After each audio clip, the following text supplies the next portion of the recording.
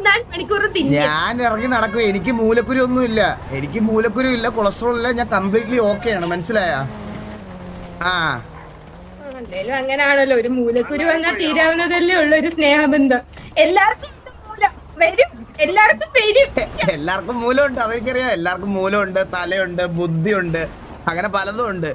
നിനക്ക് മാത്രമാണ് ഇതൊന്നും ഇല്ലാതെ പോയത്. മനസ്സിലായ? എനിക്ക് പിന്നെ മൂലം എവിടെ കുരു വന്നേ? ഇത് തീട്ട കേസ് പറയില്ല പ്ലീസ്. എനിക്കത് കേൾക്കുമ്പോ തന്നെ അറപ്പ് വരണം എനിക്ക്.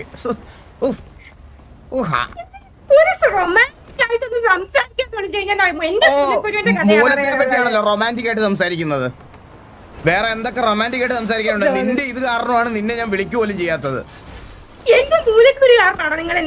അത് തന്നെ, അതറിയാ. നിനക്ക് മൂലക്കുരു വന്നതിന്റെ അന്ന് തൊട്ട് ഇവിടെ സിറ്റിയിൽ അങ്ങനെയാണ്. ദേ മൂലക്കുരു വന്നു എന്റെ ബോയ് ഫ്രണ്ട്, ദേ മൂലക്കുരു വന്നവളുടെ ബോയ് ഫ്രണ്ട്. അങ്ങനെയായിരുന്നു കുറച്ച് നാള്. എന്നെ മൂലക്കുരുവി വിളിച്ചിട്ടുണ്ട് ഇവിടെ പലരെണ്ണോ. ഞാൻ സമയത്ത് നീ സിറ്റി വരലേന്ന് പറഞ്ഞിട്ടുണ്ട് കുറെ നാള്. അല്ലാതെ പെണ്ണുപിടിയന്റെ ഗേൾഫ്രണ്ട് പെണ്ണുപിടിയന്റെ ഗേൾഫ്രണ്ട് എന്ന് വിളി കേൾക്കേണ്ടി വന്നില്ലല്ലോ. എന്നിട്ട് ഞാൻ നാട്ടുകാരൊക്കെ പറയും പെണ്ണുപിടി